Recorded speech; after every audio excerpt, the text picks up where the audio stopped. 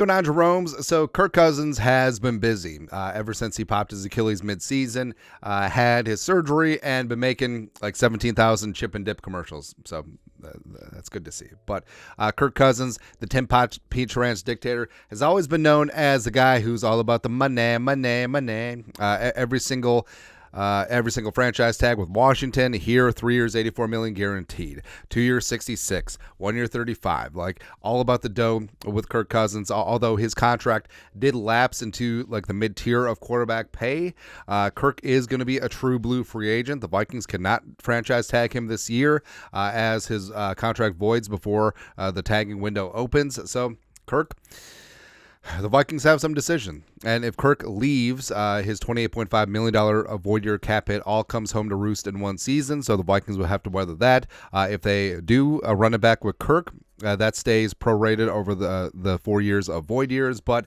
how much is Kirk going to look for in his next contract? Now, there could be some free agent opportunities for him. You look at the Raiders, you look at maybe the Falcons, you look at, although the Falcons' chances definitely went down when Belichick didn't get that job, or the Steelers, or probably not the Niners anymore, or wherever. Either way, all it takes is one team to drive up the bidding, and all this talk about Kirk Cousins, maybe taking a team-friendly deal, maybe keeping the band together, and keeping Justin Jefferson happy.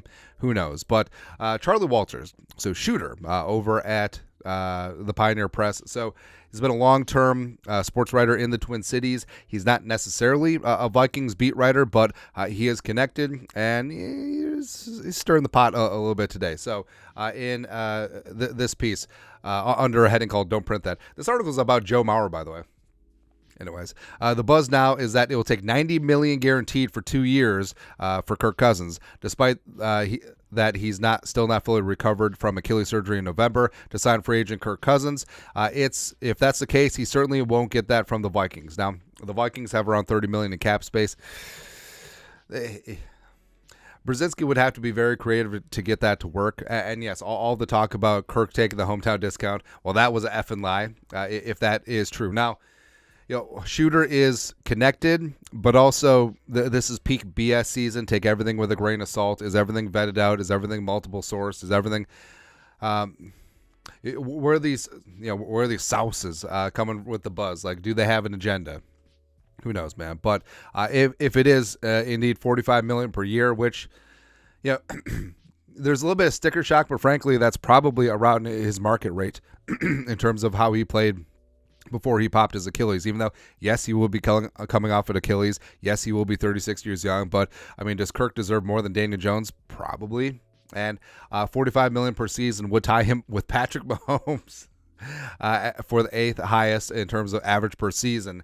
So that certainly would be interesting. And the whole piece about, continues to go on, talking up a lot about Russell Wilson to the Vikings, because Russ and his interesting deal with the Broncos, after the Broncos cut him, he could sign here for the league minimum, and it would be no muss, no fuss. But I will say that if we're going to bring back a 36-year-old quarterback, I would prefer it to be Kirk, but if it's literally like $43.8 million less, I don't know.